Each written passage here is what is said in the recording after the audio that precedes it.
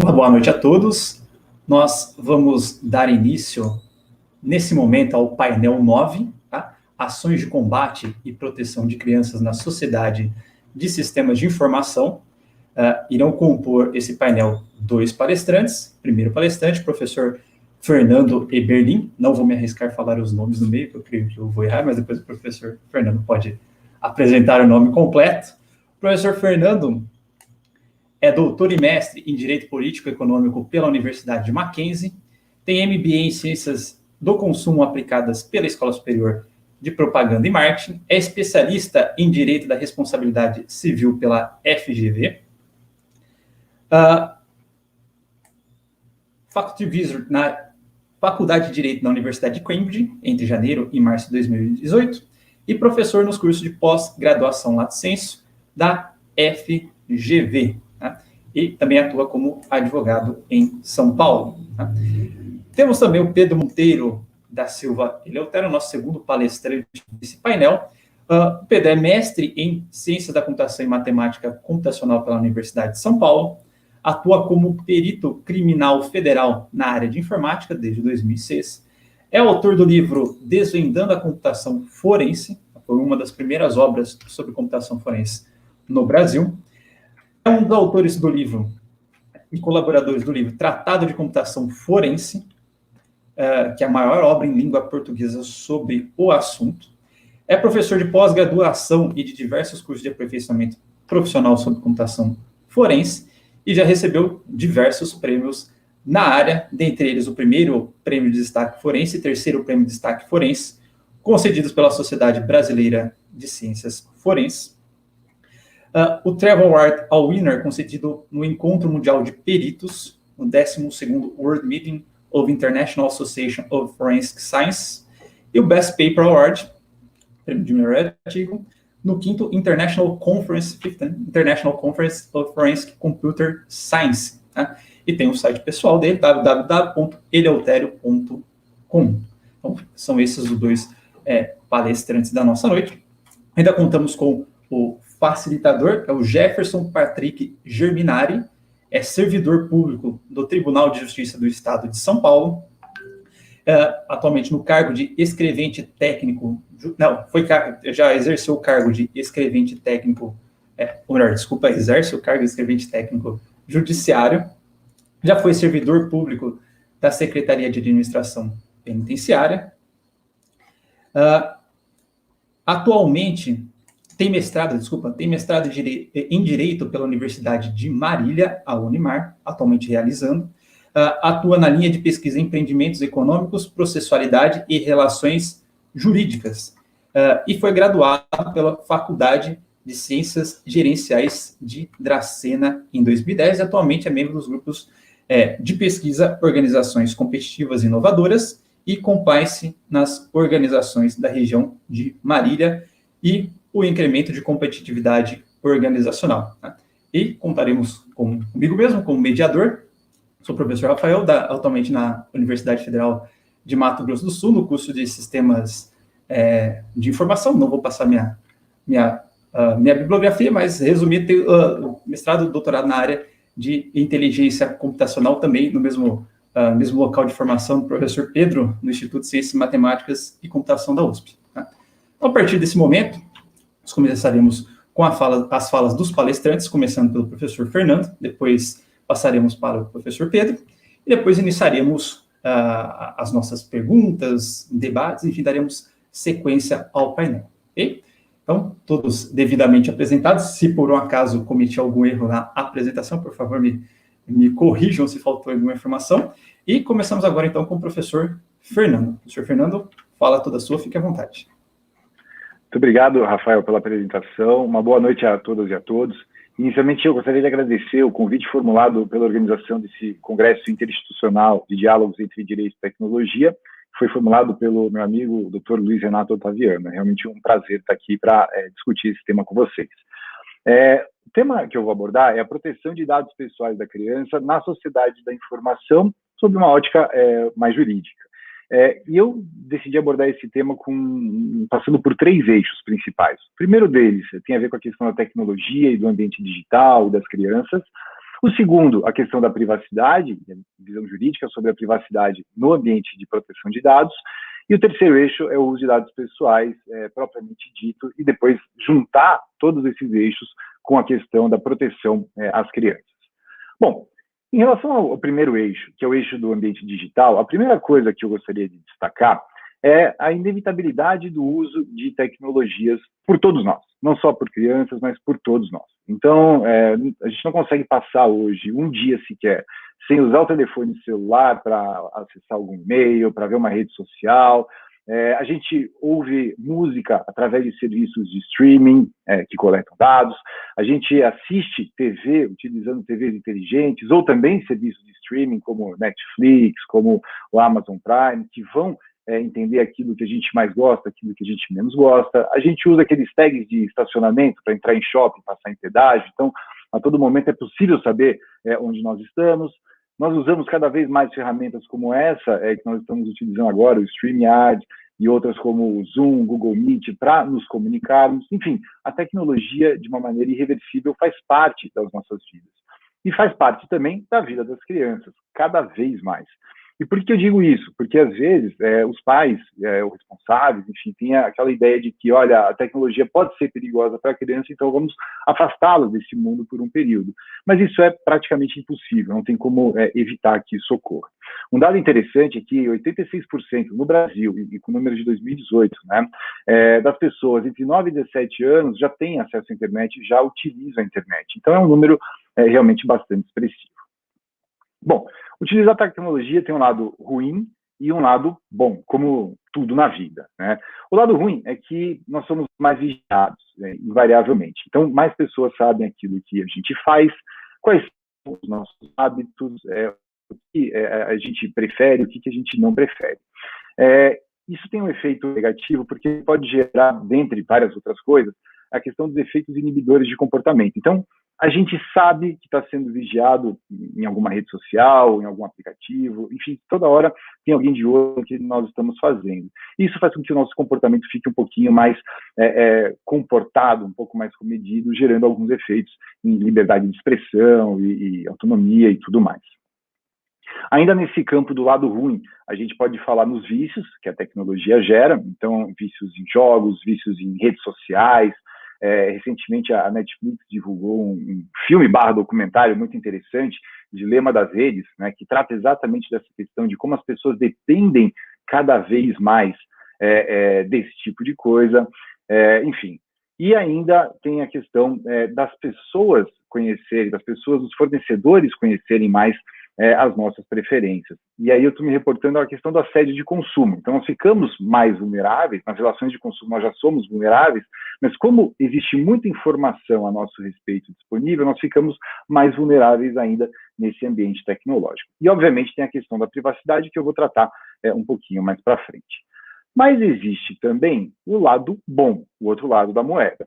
Quando a tecnologia ela é bem utilizada, e principalmente a tecnologia que coleta dados, nós podemos usufruir de serviços que são absolutamente incríveis. Então, eu posso sair da minha casa, no telefone celular, gerar um comando e ter, em questão de 1 ou 2 minutos, um carro que vai me levar até o meu destino, sem nenhuma preocupação. Eu posso encomendar comida de uma forma muito rápida, eu posso usar vários outros serviços que parece que foram feitos sob medida para mim, e isso me gera muito conforto, muita facilidade, mais tempo de vida para fazer outras coisas. Para as crianças, especificamente, as oportunidades que a tecnologia traz são incríveis, oportunidades de desenvolvimento. No mundo, eu costumo dizer que no mundo da televisão, isso já é uma tecnologia, as crianças elas ficavam muito passivas, então elas assistiam a televisão e recebiam aquele conteúdo. No mundo digital, de interação, as crianças interagem com as coisas. Então, existe uma possibilidade maior de desenvolver alguma coisa, de criar alguma coisa.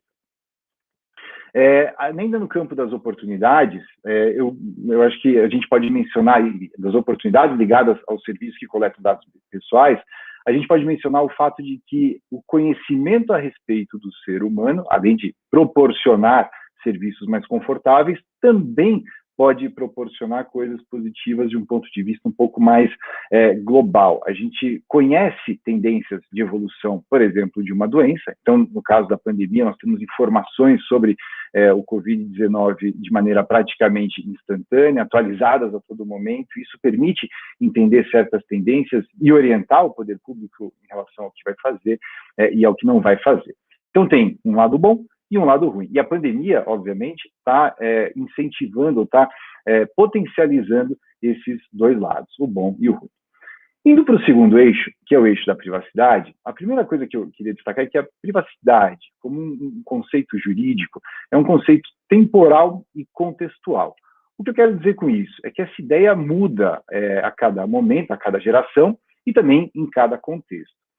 Hoje em dia, existem coisas que as pessoas postam em redes sociais que, se eu mostrasse para minha avó, ela certamente ficaria horrorizada, espantada. Como é que alguém mostra uma coisa dessa que faz parte do seu ambiente íntimo em uma rede social? Como que alguém expõe para as pessoas coisas de dentro das suas casas? Mas isso é cada vez mais normal.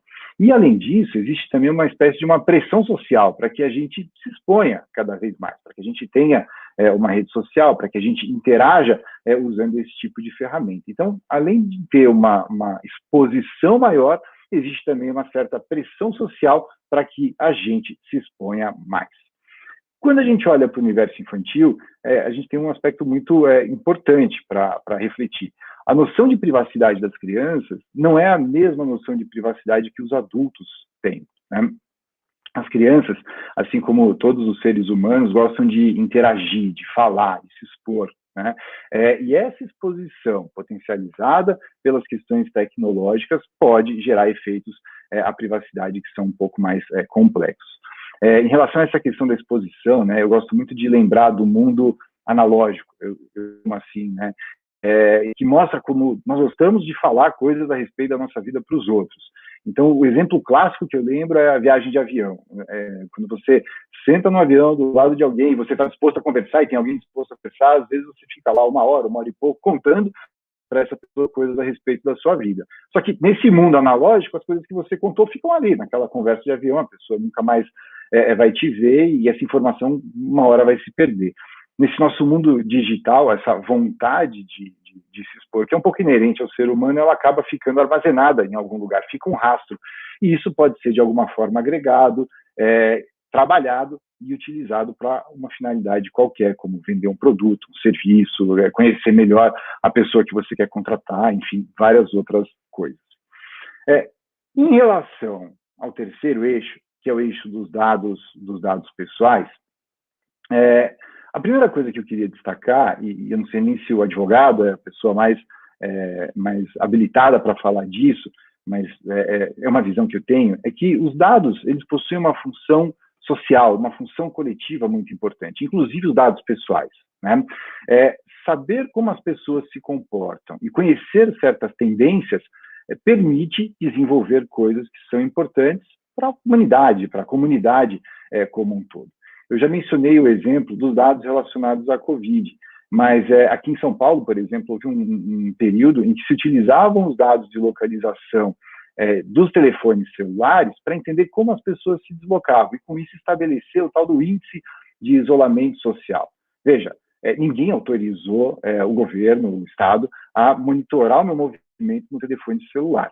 Mas esse monitoramento, que pode ser feito sem a minha vontade, ele traz, supostamente, uma consequência que vai beneficiar toda a coletividade, porque gera a informação necessária para orientar uma política de isolamento, ou de afrouxamento do isolamento. Então, o uso da informação pessoal, às vezes, por mais que eu não queira, pode ter um efeito coletivo. E quando a gente fala de dados pessoais, no campo jurídico, sempre vai ter esse debate. Seja a gente chama a autodeterminação informativa do titular dos dados, o direito dele de decidir o que vai ser feito com a informação dele, ou assegurar os interesses coletivos que podem estar envolvidos no tratamento e no uso daqueles dados pessoais, né? Então, esse é o primeiro aspecto, a função social dos dados pessoais. Ainda no eixo relacionado aos dados pessoais, eu queria fazer um link disso com relação à privacidade. No mundo dos dados, o conceito de privacidade ele está ligado a dois fatores principais. O primeiro desses fatores é a questão da finalidade do uso de dados pessoais. E isso pode ter uma consequência em razão do segundo fator, que é o efeito da agregação. Então, vamos começar falando de agregação de informações, né? Por que esse mundo cheio de dados é um mundo que pode colocar em xeque a privacidade de alguém? Imagine aquela situação do avião que eu contei agora há pouco. Eu sento no avião do lado de uma pessoa A e conto um determinado fato da minha vida que, ok, apesar de ser da minha vida, não tem nenhum problema se ele se tornar público. Numa segunda viagem de avião, eu sento do lado de uma pessoa B e conto um outro fato qualquer da minha vida que também faz parte, enfim, da minha vida só, mas que, se por algum motivo isso vier a público, não tem nenhum problema. Mas se um dia o fato A e o fato B vierem a público, é possível que se crie uma inferência a respeito de um fato C. E esse fato C eu não gostaria que viesse a público de forma nenhuma. Eu entendo que isso violaria a minha privacidade. No mundo analógico, em que eu faço a viagem de avião com a pessoa A e depois com a pessoa B, é muito difícil que esses dados se cruzem. Mas no mundo digital, esses dados vão se cruzar, isso é inevitável. E a agregação da informação permite que se façam inferências a respeito das pessoas. As inferências geram um conteúdo muito grande de informação para alguém que vai ter a capacidade de manipular um determinado comportamento de consumo, um comportamento político, vamos lembrar do caso da Cambridge Analytica, enfim, essa é uma consequência importante. E isso leva ao segundo aspecto que liga dados pessoais e privacidade, que é o princípio da finalidade. É preciso assegurar que os dados pessoais sejam utilizados para finalidades sempre muito específicas, porque eles estão por aí, é inevitável, como eu disse no começo. Então, é preciso que se criem mecanismos para que os titulares dos dados não possam utilizar as informações a respeito das pessoas para além daquilo que legitimamente é esperado, como o desenvolvimento ou a prestação de um determinado serviço. Por fim, ainda no eixo dos dados pessoais, é importante lembrar qual foi a opção da legislação brasileira em relação a dados pessoais de crianças, né? A lei ela estabeleceu, a LGPD, no artigo 14, que para se tratar dados pessoais de crianças, ou seja, de pessoas até 12 anos de idade, é preciso obter o consentimento parental, pai ou mãe ou responsável legal. Se não houver isso, não há outra hipótese legal de tratamento possível. Não se pode tratar o dado pessoal da criança. Então, esse é o caminho que a legislação brasileira escolheu, e esse caminho ele é inspirado em algo que já existe nos Estados Unidos desde a década de 90, no COPA, o Children's Online Privacy Protection Act, e que foi incorporado também no Regulamento Europeu de Proteção de Dados em 2016. Bom, como é que eu trabalho esses três eixos que eu falei, né? O ambiente digital, a privacidade, os dados pessoais, com as crianças, com o universo infantil.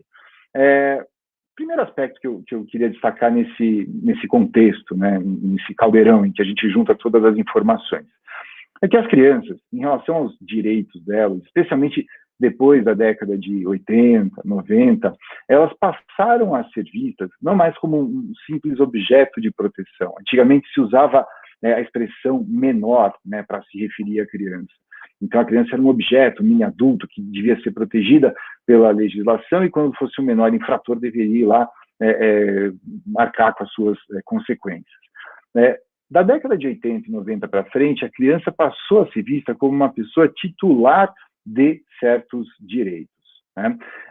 E de direitos que tem que estar sempre em torno de um princípio que vai guiar isso tudo, que é o princípio do melhor interesse da criança. Os principais direitos que a criança tem estão ligados aos famosos 3 P's: proteção, provisão e participação, né? Quando a gente olha isso tudo no mundo digital, a gente imagina proteção das crianças em relação ao correto uso de seus dados pessoais, né, em relação a evitar crimes como a pedofilia no ambiente online, a evitar que se explore a vulnerabilidade da criança no mundo de consumo, por exemplo, através da publicidade infantil, e assim por diante. Então, os direitos de proteção são direitos com os quais a gente já está acostumado. A legislação brasileira ela é um pouco paternalista em relação a isso já há muito tempo. O grande desafio no ambiente tecnológico está ligado aos direitos de provisão e de participação. O que significa isso? Significa que a criança tem direito de participar de aspectos que, de alguma forma, interfiram no seu desenvolvimento e na sua vida, sempre de acordo com o seu grau de maturidade, a sua capacidade de saber qual caminho ela vai seguir, onde ela está participando, o que ela está fazendo. Um dos direitos, no campo dos direitos de provisão, é o direito da criança, por exemplo, ao lazer, né? E hoje a gente vive num mundo, e esse mundo está muito mais potencializado no contexto da pandemia, em que boa parte do lazer, inclusive das crianças, é encontrado no ambiente digital. As crianças gostam de jogar, de interagir com os amigos, de usar essas ferramentas que coletam dados para terem lazer, né? Então, aquela opção que eu comentei antes de restringir, de falar, a criança não deve acessar porque é perigoso, ela é uma opção que, de um certo modo, vai contra esses direitos de provisão que são assegurados às crianças. Então, esse é um primeiro aspecto dessa mistura toda. Um segundo aspecto que é importante é que as crianças são nativas no mundo digital. Esse conceito de nativo digital foi desenvolvido pelo Prensky. E, basicamente, o que ele diz é que as gerações, aí, a partir da década de 90, meio da década de 90 para frente, já nasceram no mundo digitalizado. E isso vem acontecendo de uma maneira cada vez mais forte.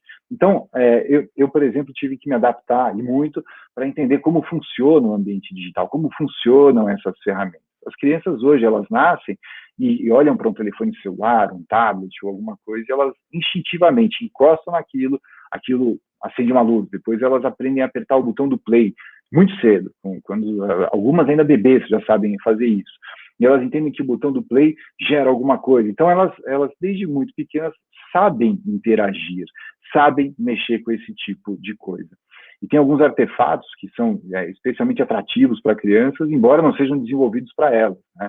A Alexa, que é aquele assistente pessoal da Amazon, é um exemplo clássico. Tem várias histórias que envolvem a Alexa e as crianças que gostam de conversar com o robô, de serem ouvidas, de serem entendidas, e isso potencialmente pode causar algum tipo de dano, de exposição ou de violação à privacidade. Algumas crianças, isso é muito interessante, sabem usar a tecnologia muitas vezes melhor do que os seus pais, né? Porque os pais são, como eu disse, imigrantes digitais. Então, tem muitas coisas que os pais não conhecem e que a criança domina menor. E aí vem um questionamento que é bastante relevante. Se existem crianças que conhecem melhor a tecnologia do que os pais e que muitas vezes sabem se proteger em relação à privacidade mais do que os pais, não esquecem a câmera ligada, sabem que não devem tirar fotos e postar nas redes sociais com o uniforme do colégio, porque aquilo vai expor uma informação pessoal. Enfim, as crianças que interagem, que sabem cuidar desse tipo de mecanismo melhor do que os pais, por que os pais, então, são as pessoas habilitadas a darem o consentimento para que os dados delas sejam tratados? Essa é uma questão bastante importante. Será que é o caminho mais correto atribuir integralmente aos pais a responsabilidade por autorizar o tratamento de dados pessoais das crianças, sendo que muitos, às vezes, não sabem como essa tecnologia que o filho vai usar funciona, né? E, às vezes, os pais nem sabem utilizar a tecnologia e nem podem acompanhar o uso disso no dia a dia dos seus filhos. Então, esse é um segundo aspecto, a inteligência das crianças em relação a isso, versus a opção do legislador de atribuir aos pais a única responsabilidade por permitir o tratamento de dados. Um terceiro aspecto nessa mistura toda tem a ver com o rastro digital que vai sendo deixado a respeito da vida da criança, muitas vezes por terceiros, que não ela mesma, né?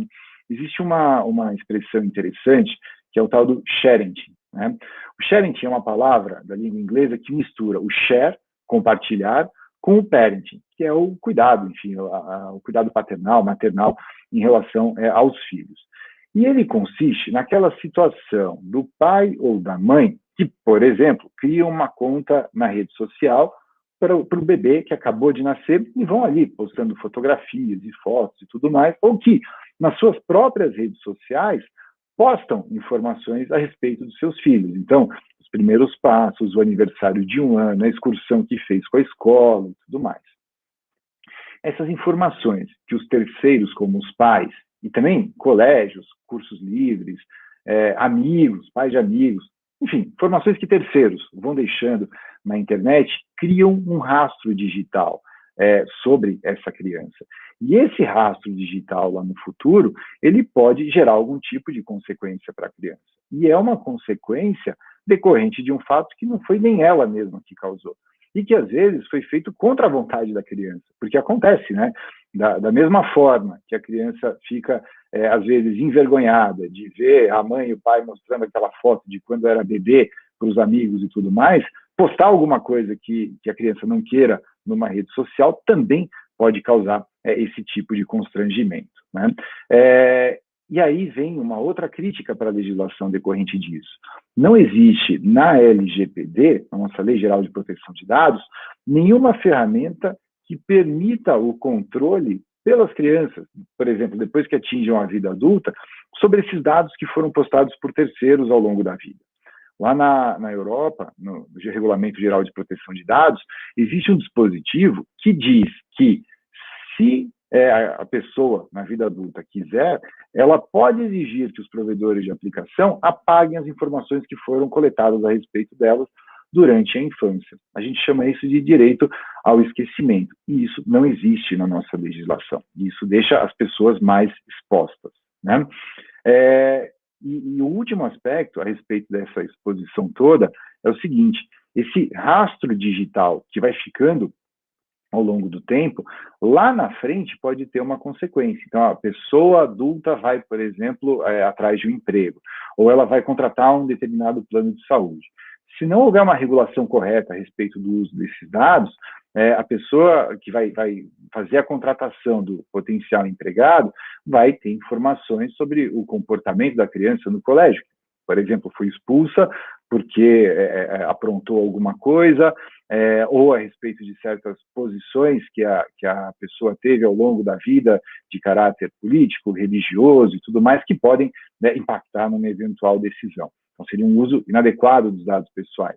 O plano de saúde, idem, pode eventualmente ter acesso a informações médicas dessa pessoa desde a primeira ida ao pediatra, ou desde os exames que foram feitos no hospital até a vida adulta. Então, é preciso controlar adequadamente o uso de dados pessoais de crianças, não só para proteger essas pessoas, essas crianças, mas também para proteger essas pessoas quando elas chegarem na vida adulta.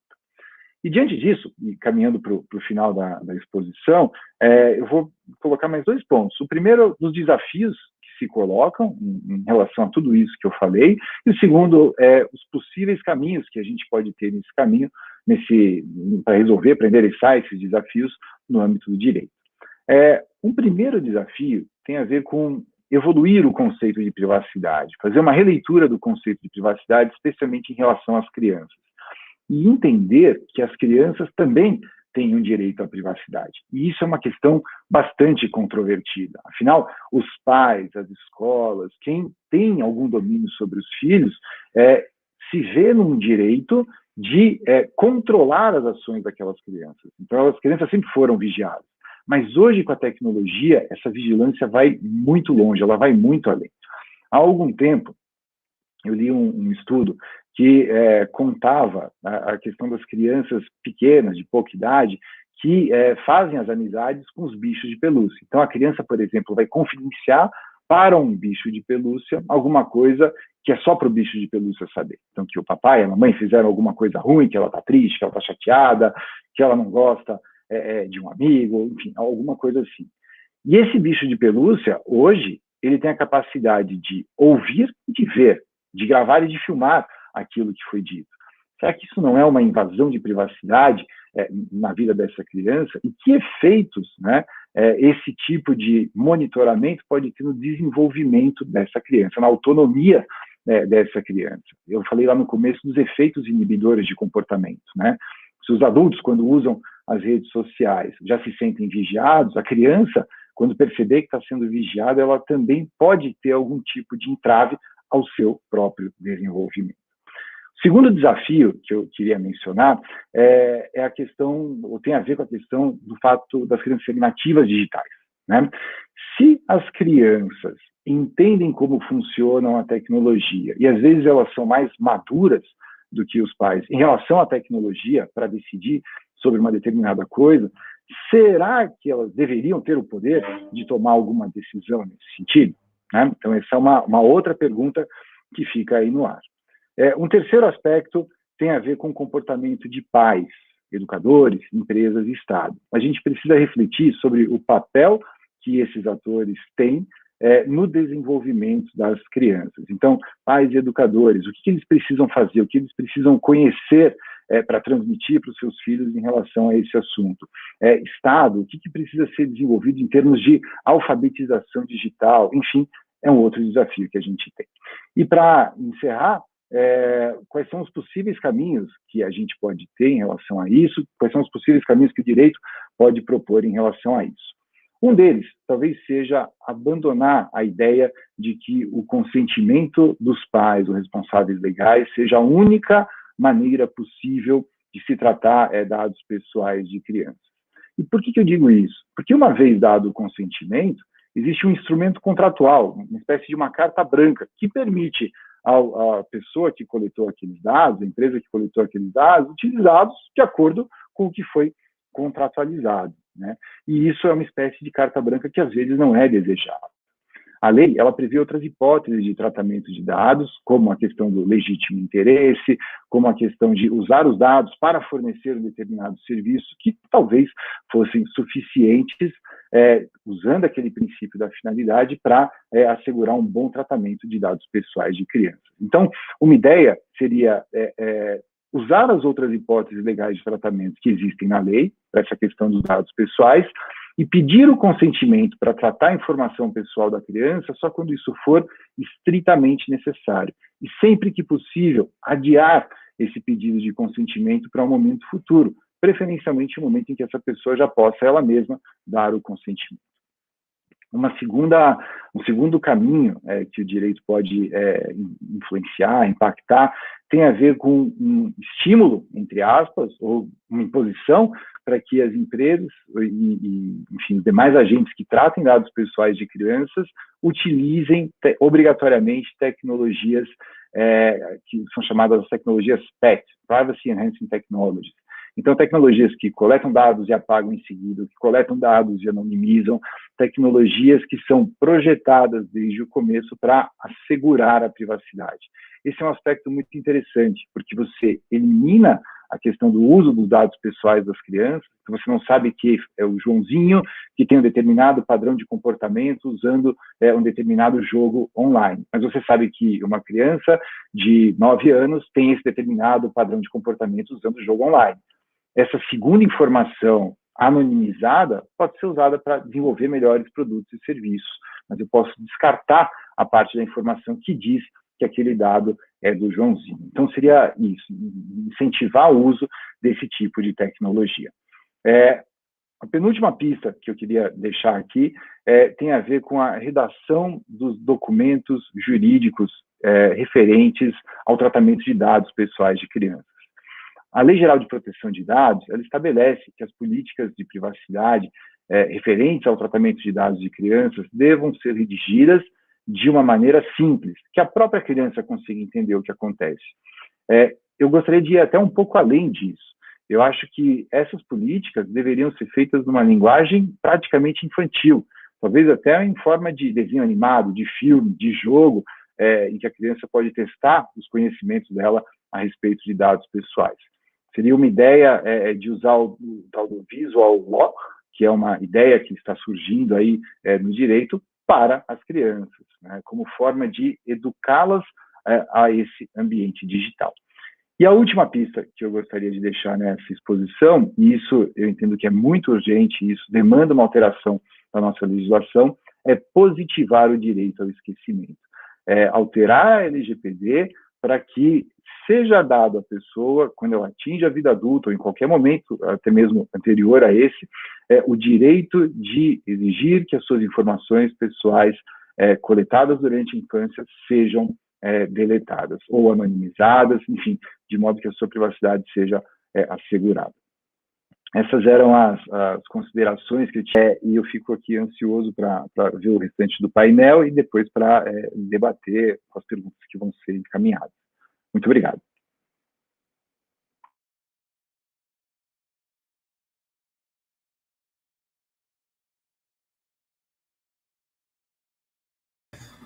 Muito obrigado, professor Fernando. Achei muito interessante a sua fala. Já temos vários comentários de elogios, inclusive, no YouTube.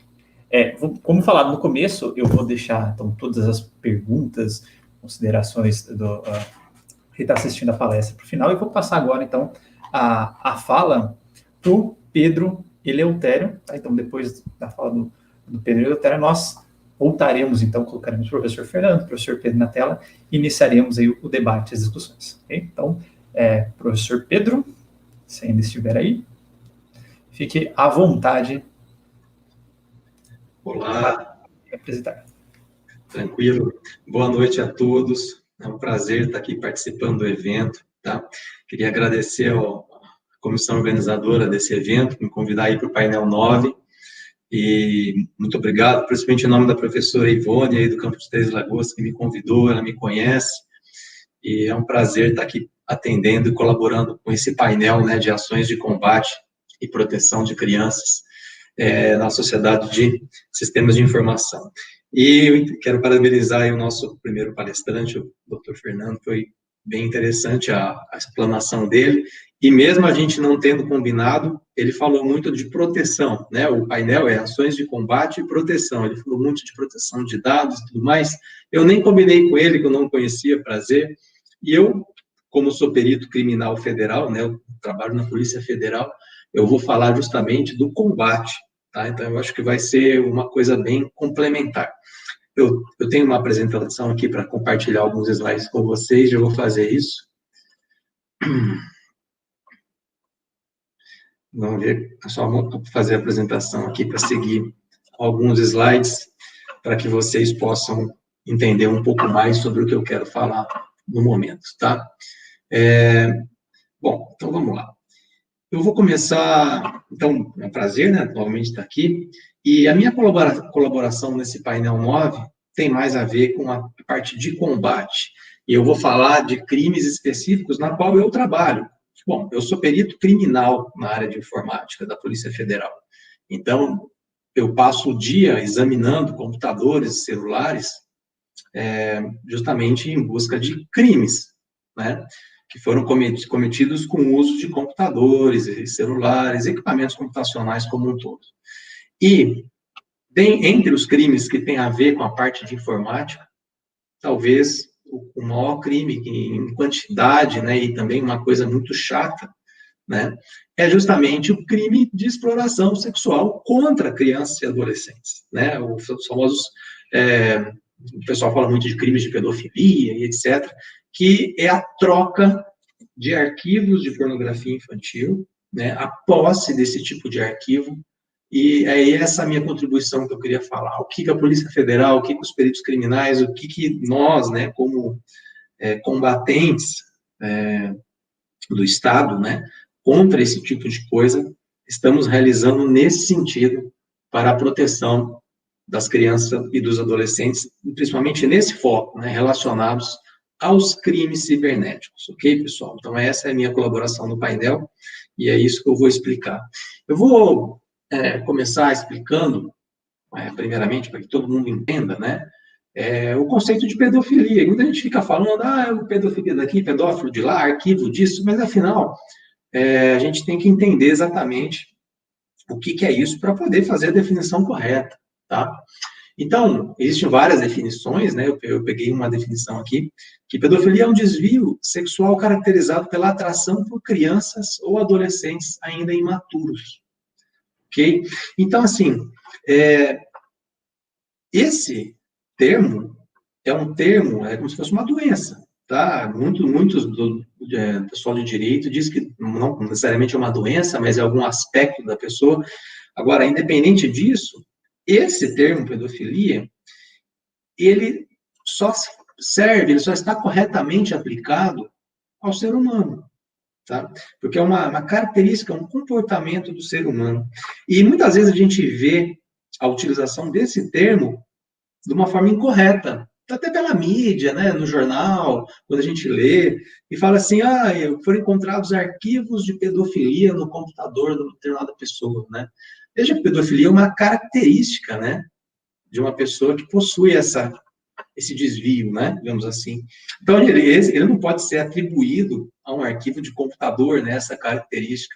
Então, assim, tecnicamente, uma é uma posição errada, né? Então, por exemplo, o correto, quando você quer dizer que um arquivo possui, está relacionado ao assunto, você fala que é um arquivo de pornografia infantil, ou um arquivo de pornografia infanto-juvenil, ou é um arquivo que contém coisas ilícitas de crianças, enfim, só para a gente poder definir.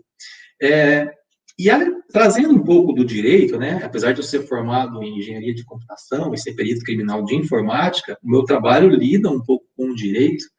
Então, eu queria dizer para vocês, e aproveitar aí que o professor Fernando está aí, né, e ele deve conhecer muito bem a legislação do Estatuto da Criança e do Adolescente, falar um pouquinho desses dois artigos, que os artigos 240 e 241 do Estatuto da Criança e do Adolescente, na qual está toda a parte de legislação de proteção a esse tipo de conduta, né, de posse, transmissão de arquivos contendo pornografia infantil. Né? Então, muita gente pode imaginar, poxa, aqui no Brasil as leis são meio fracas, né? Existe sempre a gente ouve o pessoal falar, ninguém é punido, e existe uma desconfiança em relação à parte de legislação, em muitos pontos tem que melhorar, como várias proposições que o doutor Fernando acabou de colocar. Agora, se você pensar no Estatuto da Criança e do Adolescente, não sou eu que estou falando, né, nem sou formado em Direito, uma vez eu participei de um evento com várias autoridades e juízes, e todos falaram que o ECA, o Estatuto da Criança e do Adolescente brasileiro, é um dos mais avançados do mundo, um dos que mais tratam da proteção da criança. Tá? Eu não sou jurista, não sou formado, então eu só estou repassando a informação que eu ouvi, depois até gostaria da opinião do primeiro palestrante em relação a isso. Mas vejam, esses dois estatutos que tratam da área que eu trabalho, né, a parte de crimes cibernéticos, eu queria passar alguns detalhes para vocês entenderem o motivo das ações de combate que estão sendo realizadas, né, na Polícia Federal. Olha só, então o artigo 240, ele fala em relação a você produzir, ou reproduzir, ou fotografar, ou filmar qualquer coisa que envolva pornografia infantil, tá? Então, o artigo 240, ele traz a parte de produção. Então, se você faz uma foto, você faz um vídeo, se você produz esse tipo de material, você incorre uma pena relativamente rigorosa, tá? Então, eu só destaquei alguns termos, eu não vou ler todo o artigo aqui, mas só destaquei alguns termos para vocês verem como que o Estatuto da Criança e do Adolescente ele é completo nesse ponto. O 241 tem várias divisões, né? O caput do 241 fala em relação à venda e à exposição de venda de qualquer coisa que tenha pornografia infantil. Então, geralmente, arquivos de vídeo, arquivos de foto, né? Fotos e vídeos digitais, é o que a gente tem hoje praticamente. Então, veja, produzir esse tipo de conteúdo é um crime. Vender ou anunciar, né, expor à venda, também é crime, segundo a nossa legislação. O artigo 241A trata do compartilhamento. Então, se você, eventualmente, produziu, caiu num crime, está tentando vender, né? É outro tipo de crime. Se você está trocando arquivos dessa natureza, você também incide em mais um crime, digamos assim, tá? Previsto no artigo 241A. 241B fala da posse, do armazenamento, ou eventualmente até da compra.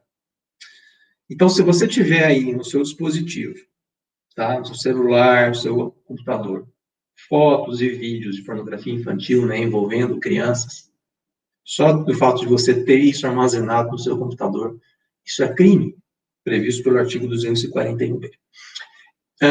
Veja, simular a participação de criança ou adolescente, né, em cenas dessa natureza, até por meio de montagem ou adulteração, modificação de fotografia, mesmo que não seja real, isso também é crime. Então, às vezes, você pega uma foto de uma criança, edita, vai lá no Paint, né? Pega uma foto lá de não vou falar a palavra, né, mas de um órgão sexual, faz uma montagem achando que aquilo é engraçado, isso aí está previsto como crime na nossa legislação. Tá? Uma montagem, pode nem ser, né? Não é real. Você pegou a foto, a criança numa foto, pegou outra coisa lá da outra foto, juntou para fazer um meme, né? Porque está na moda, mas não faça memes com esse tipo de natureza, ok? Está previsto. Veja como é completa essa parte. O 241D ainda fala em relação ao aliciamento, assediamento ou constrangimento da criança. Tá? Então, a pessoa, além de você produzir fotos e vídeos, tentar vender ou vender, trocar, armazenar até a posse, comprar, fazer montagens, claro, e se você assediar a criança para isso, também está previsto mais um crime. Então, se você, veja como a legislação ela é completa em relação à parte de informática, digamos assim, de crimes cibernéticos contra a criança, de compartilhamento desse tipo de material, tá? Bom, então, essas mudanças na legislação, pessoal, ocorreram em novembro de 2008, quando esse Estatuto da Criança e do Adolescente foi reformulado e passou a ser bastante rigoroso, principalmente nessa questão de informática, que aí é onde eu atuo, né? Então, quando eu faço exame no computador, no telefone celular, a gente vai atrás dessas coisas: posse, produção, comunicação, aliciamento, venda, esse compartilhamento de arquivos, tá? Então, é isso que a gente vai buscar nos nossos laudos para punir, os culpados. Bom, vamos mudar de assunto. Então, feita a nossa contextualização, que a gente está nessa parte, dentro do Estatuto da Criança e do Adolescente, aí é que entra a Polícia Federal e bastante o trabalho dos peritos criminais federais na área de informática. Tá? Infelizmente, hoje, se a gente pegar todas as solicitações de exame, de perícia em informática na Polícia Federal no país todo, e classificar por tipo de exame, ou por tema desse exame dentro da área de informática, infelizmente, crimes de exploração sexual contra as crianças está em primeiro lugar. Talvez seja o trabalho mais repetitivo e o que mais exige a nossa atuação como peritos de informática. Então, a maior parte dos exames periciais que são solicitados, para a Polícia Federal tem a ver com esse tema. Então, é uma coisa muito crítica que acontece, vem diminuindo, é verdade, porque a gente está vendo que o pessoal é punido e a legislação é rigorosa, a pessoa vai presa mesmo, tá? Compartilhou tudo, e parece que não vai acontecer, que você está anônimo na internet, está só trocando umas fotos nos vídeos, mas quando você imagina, 6 horas da manhã, tá a Polícia Federal aí batendo na sua porta. Então, tomem muito cuidado em relação a isso.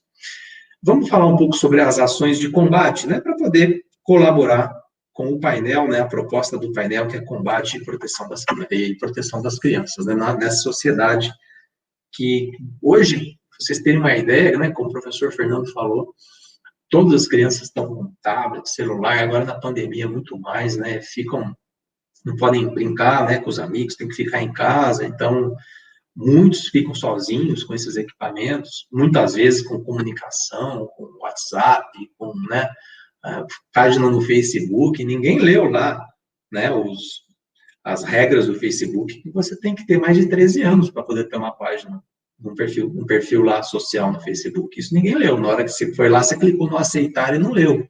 Então, eu conheço muitas crianças que têm 8, 9 anos e têm perfil no Facebook. Isso é contra as regras, não é um crime, mas é contra as regras de uso do Facebook, Existem redes sociais infantis, que são mais seguras e tal.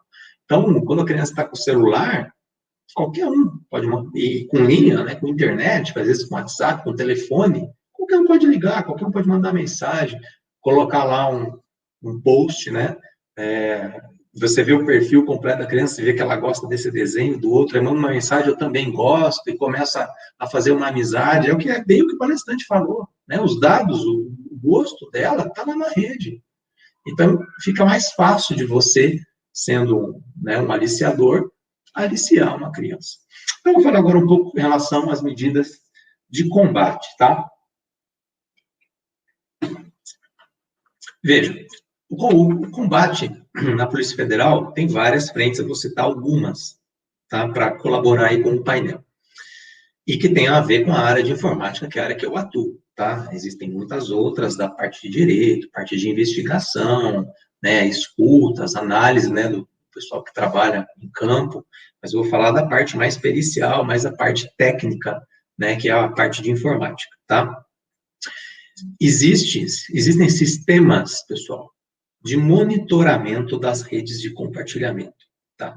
O principal sistema de monitoramento hoje de redes peer-to-peer, para quem conhece, aquelas softwares, né, de compartilhamento de dados, Emule, Casa A, Sherasa, LimeWire, tudo isso são programas peer-to-peer, né? Existe hoje, pessoal, CPS, tá? Eu já vou falar sobre ela, sobre esse cara, é um sistema americano, tá? Eu já vou falar. Existe também o FotoDNA, que monitora coisas que estão na rede, que são, nesse caso, são postadas em redes sociais. Eu vou explicar, vou falar alguns detalhes. Depois a gente tem a parte onde o perito atua muito, que é justamente na identificação desses arquivos. Eu participo de muitas operações, vou em casas, em empresas, e a gente precisa identificar esses arquivos ainda no local, né? Porque você já pode dar o flagrante, já leva a pessoa presa lá em flagrante, né? E a gente tem iniciativas da própria Polícia Federal, ferramentas que ajudam a identificação desse tipo de arquivo. Você joga a ferramenta, ela varre o computador e te traz os arquivos mais suspeitos de terem esse tipo de conteúdo. A NuDetect está destacado aqui, que é a ferramenta que eu desenvolvi junto com o colega perito, Matheus Polastro, e existe uma outra ferramenta chamada LED também. E, por fim, a própria elaboração dos laudos, de uma forma técnica, é uma ação de combate violenta, porque a prova material, a prova técnica, se o perito assina, que analisou o computador de determinada pessoa, encontrou os arquivos, tem posse, tem transmissão, tem mensagens de aliciamento, tem venda, isso aí materializa o crime, né? É a principal prova hoje no âmbito de qualquer julgamento, é a prova pericial, a prova material. Então, isso é muito importante. Vou começar falando um pouquinho do primeiro, então é isso que eu vou abordar. Aqui vou falar um pouquinho de cada um, tá? Para a gente poder depois discutir no painel, caso vocês tenham interesse. Então, essa ferramenta de monitoramento, pessoal, chamada Child Protection System, tá? É americana, tá bom? E ela monitora todas essas redes peer-to-peer de compartilhamento. Então, ela sabe tudo que está sendo trafegado nessas redes e vai buscando justamente por arquivos, imagens e vídeos de pornografia infantil, que já são conhecidos, né, das polícias mundiais, e é claro que a Polícia Federal tem acesso a esse tipo de coisa. Então, a partir desse programa, é possível você monitorar em tempo real. Agora, aqui no estado do Mato Grosso do Sul, tem alguém compartilhando esse tipo de conteúdo nas redes? Você acessa e vê, na hora. Tá? Inclusive, você já consegue informações como endereço IP e tudo mais. Tá? O usuário do Emule que está fazendo isso. E por aí, você armazena esses dados, você monitora por um tempo essa rede, né? E depois dispara operações. Tá? Então, acreditem, não façam esse tipo de coisa, porque isso está sendo monitorado. Essa ferramenta americana tem várias polícias de todos os mundos, de vários países do mundo que a utilizam, a Polícia Federal também, e monitora esse tipo de rede. O FotoDNA é uma outra ferramenta que está muito presente em redes sociais como o Facebook e outras. É o seguinte, toda vez que você manda uma imagem ou um vídeo, né, numa rede social, no Facebook, esse FotoDNA é acionado automaticamente, tá? Ele conhece, tem um banco de dados gigantesco sobre imagens e vídeos de pornografia infantil e, em alguns casos, dependendo da imagem, automaticamente pode avisar as autoridades. Então, você está numa rede social, no Facebook, você vem e começa a postar lá um monte de vídeo, foto de crianças, né, ilícitas, né, não foto de crianças, fotos de exploração sexual de crianças, tá? Então, isso, automaticamente, isso já é avisado, tá? Em alguns casos, tanto para o FBI, como para o Interpol, quanto para a Polícia Federal brasileira, ok? Agora, vamos falar um pouco sobre as ferramentas de identificação, Então, eu vou falar da LED primeiro, que é a ferramenta do colega da Polícia Federal, então, o colega Vladimir Leite, que ela utiliza principalmente um banco de dados de valores hash. Tá? Eu não vou explicar o que é, mas é uma identificação do arquivo, né? O pessoal aí da área de informática, os alunos que estão participando da palestra aí, da área de informática, sabe o que é um hash. Então, é uma lista, pessoal, que tem praticamente mais de 4 milhões de valores hashes conhecidos de arquivos de imagem e vídeo de pornografia infantil. Então, ela busca e consegue achar esses arquivos, caso esses arquivos estejam no computador, né? E agora eu vou falar um pouco sobre a minha ferramenta, a ferramenta que eu e o colega Matheus Polasso, nós desenvolvemos, tá? Inclusive, ela está completando 10 anos, agora, que a legislação mudou em 2008, e nós lançamos a primeira versão dessa ferramenta em 2010. E agora, até o final de novembro, estaremos lançando a versão 4 dessa ferramenta, onde ela vai varrer celulares Android também. A gente vai plugar um telefone celular no nosso computador de análise e a ferramenta vai também varrer não só os computadores, mas agora também celulares Android. Então, até novembro nós vamos ter essa novidade. Vou explicar rapidamente como essa ferramenta funciona para finalizar aqui a minha apresentação e falar alguns detalhes, porque eu sei que tem muita gente falando de tecnologia, que gostaria de conhecer um pouco como ela funciona. Posso até mostrar, eu tenho a tela aqui aberta, depois eu ponho ela aqui para vocês verem um pouquinho. Que é uma ferramenta, então, pessoal, que a gente roda nos locais. Então, a gente tem, por exemplo, um mandado de busca e apreensão numa casa ou na empresa de alguém suspeito, né, que foi monitorado lá pela rede e está suspeito de compartilhar e ter esse tipo de conteúdo. Então, a gente vai, né, nessas operações, os peritos de informática participam, e a gente utiliza essa ferramenta para pegar o computador do suspeito, né, passar essa ferramenta e ela vai me trazer os principais arquivos, os mais prováveis de conterem esse tipo de conteúdo. E agora a gente vai fazer isso também para o celular da pessoa, tá? No caso do Android, dessa primeira versão, tá? Então, ela trabalha de várias formas, ela analisa imagens através da detecção de nudez, tá? Análise de vídeos, faz parte de hash, análise de nomes. Eu vou falar principalmente de imagens e vídeos, que é bem interessante. Então, para o pessoal, principalmente de informática, né, que gosta de imaginar de como que ela pode fazer, a análise de imagem da Nudetect, pessoal, ela detecta nudez de forma automática.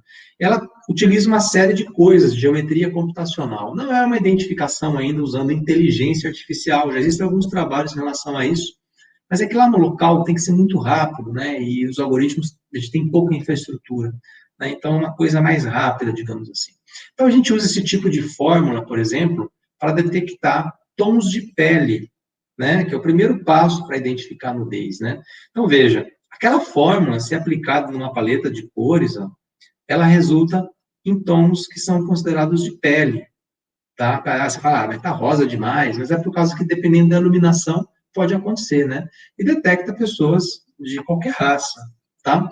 Aqui tem uma foto famosa, que eu gosto de colocar, da Larissa Riquelme, né? Quem lembra dela torcendo para o Paraguai, uma torcedora famosa aí, que era modelo. Se a gente aplica essa detecção de pele com aquela fórmula, né, numa imagem, né, ele detecta os tons de pele. Então, esse é o primeiro passo para a detecção de nudez, tá?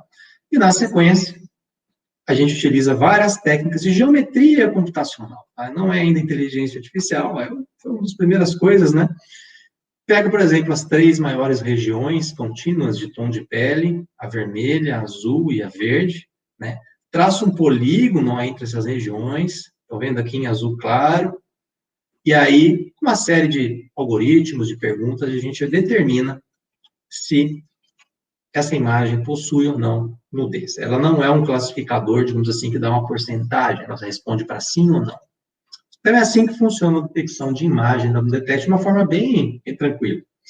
Em relação ao vídeo, pessoal, a gente fez experimentos para descobrir a detecção de vídeo usa o analisador de imagens, porque um vídeo são várias imagens em sequência, né? Vários quadros de imagem em sequência. Então, a gente utiliza o analisador de imagem, que é o detector de nudez, nos frames de vídeo. Então, a gente fez um experimento antes, por exemplo, o que acontece na distribuição desses frames ao longo do tempo do vídeo, né? Em relação aos vídeos de pornografia infantil. Nós percebemos que a distribuição de nudez ao longo desses vídeos, que é diferente de um vídeo de pornografia adulta, né? Ela é uniforme, ela acontece ao longo de todo o tempo, tá? E aí, a gente definiu, por amostragem empírica, né, com testes, com experimentos, que um vídeo de pornografia infantil tem pelo menos 65% dos frames contendo nudez. Então, isso foi definido de forma empírica, tá? Então, a partir daí, a gente traçou estratégias para analisar e detectar vídeos também. Só que não adianta a gente chegar lá no local, tem um vídeo de 10 minutos, e trabalhar com todos os frames do vídeo, porque a gente não tem tempo para isso lá no local, né? A gente tem que ser rápido nessa detecção. E aí, a gente passou a trabalhar em fórmulas de amostragem, né? E aí utilizamos uma fórmula logaritmo, onde a gente conseguiu detectar, definir como essa fórmula, para quem gosta aí de matemática, parte estatística, como amostrar as fórmulas de um vídeo. Então, você faz essa conta, e um vídeo, por exemplo, 10 minutos, vamos amostrar 15 frames. A gente amostra 15 frames e aplica o processo e detecta os vídeos. Tá? Quem gosta bastante dessa parte, quiser mais detalhes, é claro, aqui não é o objetivo da palestra, apenas para contribuir com o painel, pode acessar o meu site, tem vários artigos publicados com essas técnicas, e dar uma lida. Tá? E, por fim, para finalizar a contribuição ao painel, então, eu falei um pouco sobre as estratégias de monitoramento, né? Primeiro eu falei da legislação, depois falei das estratégias de monitoramento, tá? Que a Polícia Federal aplica, o CPS e o FotoDNA de várias redes sociais.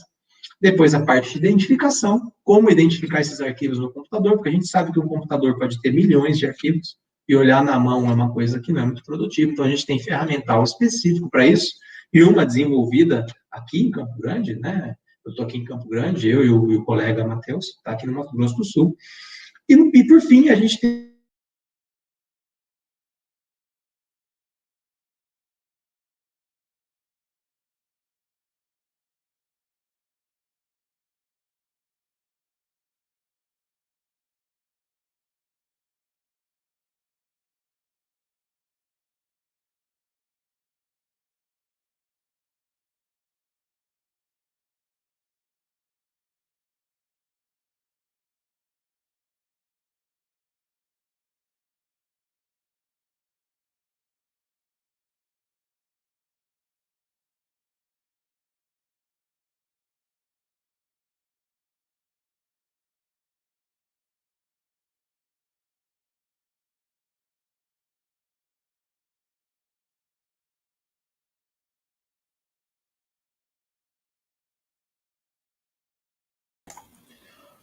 Acho que tivemos um pequeno probleminha com a conexão do professor Pedro, mas ele já estava encerrando.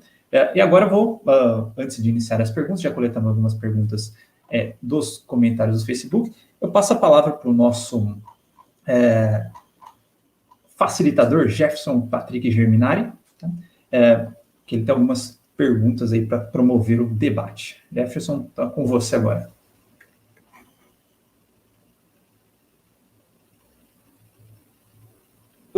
Tudo certinho. Antes, eu gostaria de parabenizar, antes de qualquer ponderação, o Dr. Fernando e o Dr. Pedro pela excelente exposição. Eu digo que este painel ele abrange uma temática essencial para o evento, quando em jogo estão crianças, direito, educação e tecnologia. E vasculhando como um eterno estudante os trabalhos desenvolvidos pelo professor Fernando, me chamou a atenção um artigo intitulado Charting, Liberdade de Expressão e Privacidade de Crianças no Ambiente Digital, que foi publicado em 2017 na Revista Brasileira de Políticas Públicas. Nesse trabalho, foi abrangida duas importantes áreas do direito constitucional, que é a liberdade de expressão e o direito à privacidade, e a liberdade de expressão dos pais, em vincular informações de seus filhos em ambiente virtual, e o direito de privacidade das crianças, em especial o direito ao esquecimento, ao chegar na vida adulta, como foi aqui falado. E nesse trabalho foi abordada como alternativa de política pública a sugestão de Steinberg, que foi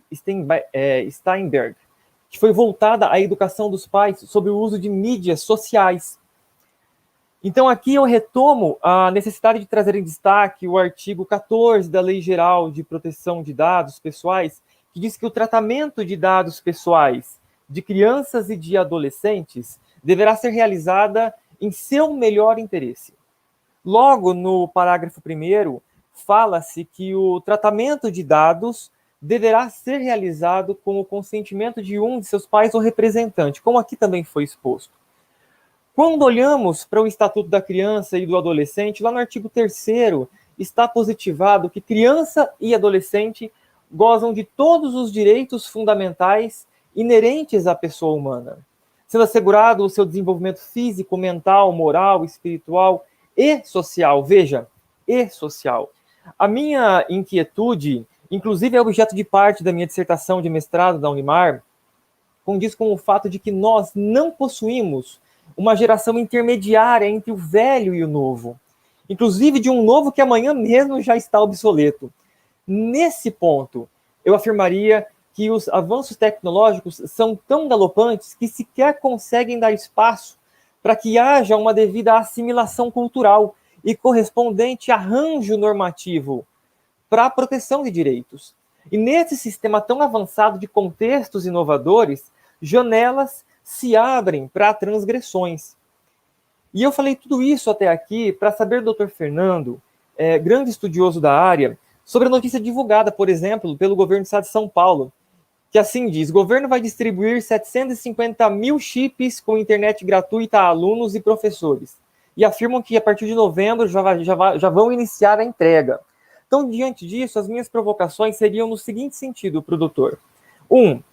Quanto ao parágrafo 1º do artigo 14 da Lei de Proteção de Dados Pessoais, que o tratamento de dados de crianças ficará condicionado com o consentimento de seu responsável legal, não estaria o Estado, nesse momento, se abstendo do dever de promover a proteção integral dos direitos da criança, já que muitas vezes as transgressões nascem, como no caso do sharing, dentro da própria família, uma vez que não impõe limites ou deveres positivos aos próprios pais?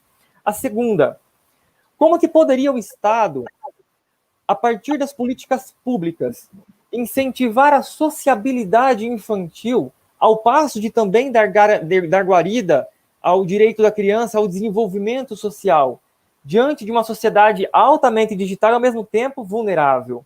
E, por fim, quais seriam as suas impressões sobre a ação do governo, do Estado de São Paulo, tocante essa distribuição de chips para ampliar o acesso de crianças à internet?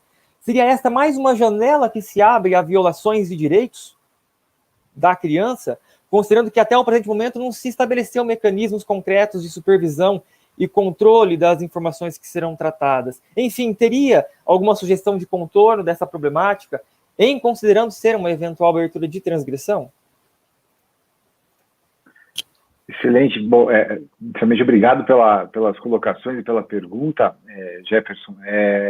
Foram perguntas bem precisas, bem interessantes. Você começou falando sobre a questão do sharing, e aí eu até acompanhando aqui o chat, eu vi que o tema que você abordou coincide também com a pergunta que o João Vitor fez ali, que fala exatamente de uma tensão entre liberdade de expressão dos pais e a privacidade dos filhos.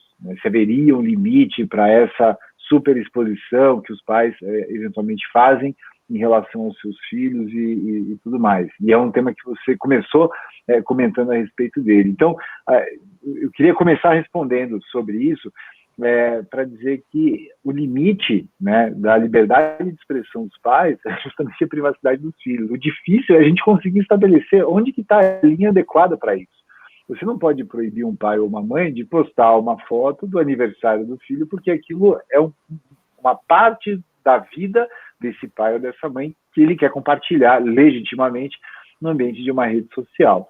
Só que quando você começa a extrapolar isso de modo a expor demais a vida da criança, causando riscos, como o professor Pedro, ele estava comentando brilhantemente na palestra dele, você expõe muitas informações das crianças e expõe ela também a aliciadores, eventualmente, porque você está colocando muitas coisas, o que ela gosta, o que ela não gosta, isso facilita a vida de gente mal intencionada, aí você começa a ter uma transgressão. O difícil é estabelecer o limite entre essas coisas, e é um desafio constante. Não existe um limite propriamente dito, o que existe é uma interpretação que é dinâmica e que muda cada vez mais entre o que é a privacidade da criança e o que é a liberdade de expressão dos pais. E isso vai evoluindo junto com a sociedade. Sobre as 3 perguntas, né, que foram feitas, eu concordo com a colocação de que o parágrafo 1º do artigo 14, lá da LGPD, de uma certa forma, tira a responsabilidade do Estado. Mas não é que ele tira a responsabilidade do Estado. Para mim, o erro no mecanismo do consentimento digital é jogar toda a responsabilidade para os pais. Porque não é o Estado, né? É o Estado, são as empresas, são os dados, são todos os atores envolvidos nessa questão do tratamento de dados pessoais de crianças. Não são só os pais que têm controle sobre isso. Então, eu concordo, deveria haver uma revisão em relação a isso, mas eu também acho que não dá para interpretar aqui o mecanismo do consentimento parental para exonerar o Estado de toda e qualquer obrigação, porque o Estatuto da Criança e do Adolescente atribui essa responsabilidade compartilhada, não especificamente em relação a dados pessoais, mas em relação ao melhor interesse, ao bem-estar da criança, também ao Estado, né? Então, essa seria um ponto. E eu já vou para a segunda pergunta. Então, como é que o Estado deve fazer para regular isso, né? Para mim, o grande ponto na questão do tratamento de dados pessoais de crianças tem a ver com alfabetização digital, de adultos e de crianças. Mas a alfabetização digital, não no sentido de saber como se usa um aplicativo, de saber usar o computador, de saber usar o celular, nesse sentido de compreender quais são os mecanismos que estão por trás de uma rede social, qual é a lógica comercial que existe em relação a isso, quais são os perigos que existem, como o professor Pedro estava expondo brilhantemente, quais são os perigos que existem quando a informação de uma criança é essencialmente exposta na rede, o que pode acontecer, quais são os cuidados que devem ser tomados e tudo mais. E essa educação, essa alfabetização digital, não deve ser voltada só para as crianças, deve ser voltada também para os pais das crianças, porque daí você minimiza algumas questões, como, por exemplo, o sharing, que é o aspecto que você começou falando, né, Jefferson, justamente esse ponto. E a terceira pergunta seria sobre a questão dos chips e da disponibilização. Aqui é uma questão bastante complexa, né? O Estado está promovendo o acesso das crianças à internet e a possibilidade da aprendizagem online. E não tem outra alternativa nesse momento de pandemia. E se o Estado não fizer isso, ele só vai agravar as desigualdades no âmbito da educação, porque os filhos de pais que têm condições de arcar com os custos de escolas privadas e tudo mais, eles têm esse acesso, isso vai funcionar. E no ensino público, por mais que você fale em ensino remoto, a gente sabe que não existe esse acesso. Então, uma desigualdade que já existe pode se potencializar mais ainda. Não acho que seja errado a questão dos chips, como eu falei no começo, tudo tem um lado bom e um lado ruim. Eu acho que é correto. O que tem que se fazer é um controle para o uso adequado dessa tecnologia, uso restrito e adequado dessa tecnologia para a educação dessas crianças que vão, das crianças que vão receber esse material, esses chips e tudo mais. Se o uso das informações que forem coletadas a partir dessa janela, né, para usar a sua expressão que se abre, for além disso, aí você tem um uso abusivo do dado pessoal. Né.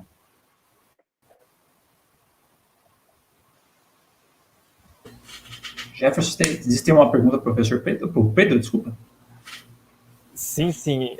Eu tenho uma pergunta, mais uma curiosidade como eterno estudante, né, para o Dr. Pedro, aproveitando, né, a oportunidade de ser também servidor, né, no caso, perito criminal da Polícia Federal, eu também sou um servidor público e trabalho num cartório que a competência tem casos ligados à infância. A minha grande preocupação, ela está voltada a transformações sociais de comportamentos diante de eventos como o causado pela pandemia. né, onde o isolamento social corpo a corpo foi reduzido. No entanto, a participação virtual acabou sendo uma nova oportunidade para novas relações. E a minha preocupação se torna mais crítica quando olhamos para as crianças, ainda mais os casos de violência contra crianças e abusos domésticos, né? A grande diferença entre as mulheres e a criança é justamente a voz, né? O poder de manifestação, de conhecer os caminhos e ir além. Um exemplo é comparar as violências contra a mulher e a violência contra as crianças, né? Segundo a Ouvidoria Nacional dos Direitos Humanos, o Ministério da Mulher, né, a média diária entre os dias 1 e 16 de março foi de 3.045 ligações recebidas com 829 denúncias, contra 3.300, houve um aumento em situação de pandemia, né, de ligações recebidas e também de 978 denúncias registradas. Houve um aumento por parte da questão das violências contra a mulher. Só que quando a gente parte para as informações do Disque 100, né, um dos principais canais de proteção à criança e adolescente, com foco na violência sexual, houve uma ligeira queda nas denúncias no início da quarentena, né, de 1.408 em fevereiro deste ano, caíram para 1.402 em março, 1.162 em abril. Isso não quer dizer que os crimes diminuíram ou deixaram de acontecer. Não seria um caso de desconhecimento ou de redução de canais de acesso, considerando que muitas vezes denúncias e crimes dessa natureza são descobertos na própria escola, fora do ambiente domiciliar? Então a minha pergunta seria, houve, por conta da pandemia, aumento de ações de combate ao controle de crimes ou implementação de novos recursos tecnológicos que possam dar maior ênfase na defesa das crianças? Né? A obrigatoriedade de isolamento pela pandemia e a indução de crianças e adolescentes ao uso do mundo virtual pode ser considerado um facilitador de detecção dos crimes contra a criança e o adolescente? Bom, antes de eu te responder, queria pedir desculpa aqui, porque de fato deu um pico de luz aqui e tudo caiu. Aí eu conectei o celular, consegui voltar. Eu estava exatamente no último slide, então acredito que está tudo tranquilo. Obrigado aí por vocês terem continuado a conversa. Bom, em relação à sua questão, em relação à pandemia e essa... Eu particularmente percebi uma certa diminuição em relação a isso nesse período. Eu tenho algumas ideias de alguns motivos que levaram a isso. Apesar da criança estar com mais acesso à internet em casa hoje do que antes, porque ela não sai mais para brincar, ela está trancada em casa, a aula está online, né, está complicado, muitos pais também estão em casa no home office. Então, geralmente, quando a criança está mais sozinha, está mais isolada, é que ela está mais suscetível, né, a receber uma pessoa diferente que vai lá conversar com ela, vai chatear com ela, vai querer conversar com ela, abrir o vídeo, abrir a câmera.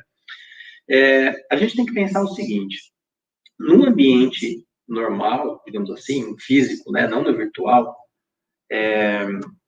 existem vários trabalhos e estudos que dizem que a maioria dos casos de abuso contra a criança, abuso sexual contra a criança, ocorre na própria casa dela, tá? Seja por madrasta, padrasto, tio, tia, vizinho, sei lá. Existe um estudo que fala sobre isso. Mas nunca é por todos da casa. Geralmente é por uma pessoa, ou que pode morar na casa, ou que é alguém que vem de fora, um tio, enfim. Não necessariamente um parente, mas uma pessoa que frequenta a casa. Eu acredito que por conta da pandemia, a maioria muitas pessoas estão acabando também ficando em casa, tem esse trabalho do home office. Então, apesar da criança estar mais ligada à tecnologia e estar até com mais tempo para fazer isso, porque talvez seja a única diversão que ela tenha, acredito que as pessoas que moram junto com a criança estão tendo também mais tempo para monitorar e para verificar o que essa criança está fazendo. Então, não existe, eu desconheço qualquer ação, né, que você me perguntou, qualquer ação adicional que tenha sido feita nesse período para melhorar o monitoramento e o combate, eu desconheço, tá? Então, eu atribuo essa redução a essas características, mas é só uma opinião, né? Eu não tenho nenhum embasamento científico em relação a isso. Legal. Pessoal, nós ainda temos um pequeno período, né, para as perguntas. Não sei se dará tempo de fazer todas as perguntas, tá? Eu, como mediador, eu deixei os palestrantes falarem à vontade, porque achei que estava muito interessante a palestra de ambos. Então, eu vou fazer o seguinte, eu vou dar prioridade para quem eu não conheço, porque eu tenho alunos meus perguntando aqui, depois eu posso responder os WhatsApp, então, para garantir, tá, que todos terão as respostas, eu vou fazer as perguntas de quem eu não conheço. Se por acaso dá para fazer a pergunta de todos, os meus próprios alunos podem me chamar no WhatsApp que eu respondo, tá? Eu vou começar, então, pela pergunta da Sabrina Bernardes, tá? Ela falou, eu gostaria de fazer uma pergunta a ambos os palestrantes. Existem grupos e contas no Instagram com fotos de calcinhas de meninas e foto de crianças com comentários vulgares, porém não há nudez. Neste caso, se encaixa na LGPD ou é algum crime previsto no Código Penal? Eu vou responder assim, mas depois eu passo a bola para o professor Pedro para ele completar com a questão do crime, tá? Na LGPD se fala do melhor interesse da criança, mas não se fala de uma situação exatamente como essa. Então a gente vai ter que pegar essa ideia de melhor interesse, dialogar com a ECA, entender o que é melhor interesse e tudo mais. Mas tem uma outra lei que vai, de um certo modo, endereçar a preocupação que foi colocada pela Sabrina, que é o Marco Civil da Internet. O que acontece? O Marco Civil da Internet, ele tem lá um artigo que fala sobre a exclusão de conteúdo postado online. E a regra que existe é assim, se houver algum material postado com cenas de nudez, sexo explícito e tudo mais, e haja um pedido para que isso seja retirado, o provedor de aplicação precisa retirar isso imediatamente. Em todas as outras situações, é necessário que exista uma decisão judicial. Então, respondendo de uma maneira prática para a Sabrina, não é na LGPD que está a resposta mais concreta, é no Marco Civil. Como não existe, como ela mesma descreveu, cena de nudez e tudo mais, deveria haver uma ação judicial para remover o conteúdo dali. E essa ação deveria ser movida pelo interessado, no caso a criança, representada pelo seu pai. Bom, só apenas concordo também, eu não sou formado em direito para também discorrer tanto de crimes, mas como é uma coisa que acontece, né, na parte virtual, comentários, qualquer tipo de comentário que seja ofensivo, racista, ódio, difamação, tudo isso que eu falei está previsto na legislação normal, né, e se aplica a qualquer coisa que você fizer online. Então, assim, dependendo, eu não sei exatamente qual é o comentário, né, que ela falou, comentários vulgares, dependendo, né, pode se encaixar em algum desses artigos tradicionais aí e, eventualmente, pode estar incorrendo em algum tipo de crime, tá? Depende, é claro, do comentário, é caso a caso, mas acontece de eu trabalhar em crimes de racismo, de ódio, né, que é onde os comentários a pessoa fica meio brava, fazer um comentário, esquece de algumas premissas e acaba escrevendo alguma coisa e acaba incorrendo em crime, tá? Então, pode acontecer, pode ser, tá? Nós temos agora uma pergunta, perdoe se eu errar o nome, tá? A Deja Perrota, que ela pergunta o seguinte, pais que transformam seus filhos em youtubers para gerar lucro, poderiam ser responsabilizados a ressarcir seus filhos? Esse é um assunto muito, muito polêmico, né? O que acontece? Quando a criança vai à internet, cria um canal de YouTube, ou alguma coisa assim, ela está, de alguma forma, brincando. Num primeiro momento, existe uma questão um pouco lúdica. Então, ela vai, ela brinca, ela se expõe. É uma forma de se socializar. O problema é que, às vezes, a criança ela vai e ganha uma notoriedade, um sucesso. E aquilo começa a gerar algum tipo de receita. E aí os pais veem essa situação e acabam passando a agenciar a vida dos filhos que começam a ter uma rotina profissional. Qual é o grande problema aqui? É entender o momento em que isso deixa de ser uma coisa lúdica e passa a ser uma coisa profissional. No Estatuto da Criança e do Adolescente, no artigo 60, ele proíbe o trabalho infantil. E o trabalho infantil ele tem uma regulamentação muito específica que vai dizer mais ou menos que ele tem que ser eventual, que ele não pode atrapalhar o desenvolvimento da criança e tudo mais. Quando um pai ou uma mãe abandonam suas atividades profissionais e passam a agenciar a rotina do filho, que está gerando a receita com um canal de YouTube ou alguma coisa assim, na minha visão, a gente começa a ter um problema de exploração de trabalho infantil por esse próprio pai e essa própria mãe. Então, é um tema bastante polêmico, bastante novo, é uma excelente pergunta, e eu acho que o direito ainda está caminhando, preparando as respostas para essa questão. Eu concordo também, é um tema complicado. E geralmente quando a gente pensa numa coisa nova, que nem é isso de YouTube e tal, a gente vê várias crianças, a gente fica meio pensativo em relação a essa questão, legislação e tal. Eu sempre tento fazer um paralelo trazendo para uma coisa já conhecida. Vamos transformar o seu filho de youtuber para o seu filho que tem um talento musical e é um cantor mirim. Acho que encaixa na mesma coisa, né? Você pega lá Sandy Júnior pequenininho cantando Abre a Porta Mariquinha lá, né? É um talento que eles têm e eles podem começar a gerar receita. Então aí entra no que o professor Fernando falou, né? E separa tudo só para agenciar. Então, eu acredito que seja o mesmo caso, tá? O que muda, em vez de ele cantar, ele tem um canal dele lá, né? Então, é uma coisa complicada e eu concordo 100%. E só, se eu puder, só dar uma complementada nisso, o exemplo da Sandy Júnior é muito interessante, né? Mas a gente vai mudando essa ideia também do trabalho infantil. Antigamente, eu acho que a gente via existia uma visão um pouco diferente também do direito em relação a isso. Então era até legal, bonita lá, levava para fazer o comercial, mas é verdade. E a questão do talento musical serve, e por isso que o exemplo é interessante, para desenvolver também aquela criança naquela fase. Então de fato é extremamente complexo. É uma excelente questão essa. E eu acho que o ponto não é nem ressarcir, né? Os pais ressarcirem os filhos dos lucros. E eu acho que o ponto é como fica a infância dessa criança. Que passou a infância trabalhando, em vez de brincar, de fazer e tudo mais.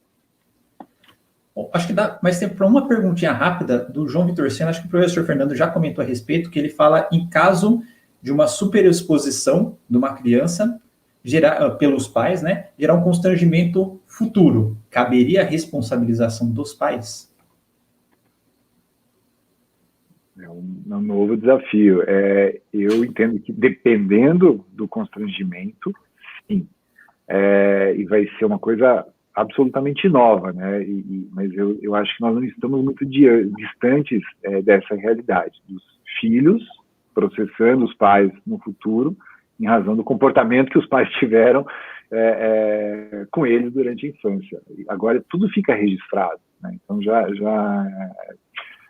existe no campo analógico situações que são parecidas com essa, mas no mundo digital a diferença é que tudo isso fica registrado. Eu entendo que sim. Eu acho que a gente ainda vai ver situações de crianças processando os pais em razão do comportamento que eles tiveram durante a infância nesse ambiente digital. Legal. Gente, eu infelizmente terei que encerrar agora o painel, que já começam outros painéis logo em seguida. Eu mesmo tinha muitas perguntas para fazer também, inclusive especialmente o professor Pedro, que eu também sou da área de sistemas. Então, eu queria agradecer imensamente ambos os palestrantes, ao Jefferson, que foi o nosso, deixa eu recuperar o nome que eu sempre esqueço aqui, o nosso facilitador, tá? Queria, novamente, agradecer a participação, toda a colaboração com o tema que vocês deram, tá? Posteriormente, acho que a Heloísa e Ivonne também irão agradecer, eu só queria agradecer em meu nome, em nome da organização. Logo mais chegarão os outros agradecimentos, com certeza. Aos alunos do sistema de informação que estão revoltados porque eu não fiz a pergunta deles, eu já vou respondê-los no WhatsApp, tá? Não se preocupe, vocês não ficarão sem respostas, tá? E com isso, vamos encerrar o painel 9. Ok, pessoal? Muito obrigado a todos novamente, obrigado àqueles que assistiram a palestra, que participaram com as perguntas, e até os próximos painéis. Um abraço. Obrigado. Obrigado, boa noite.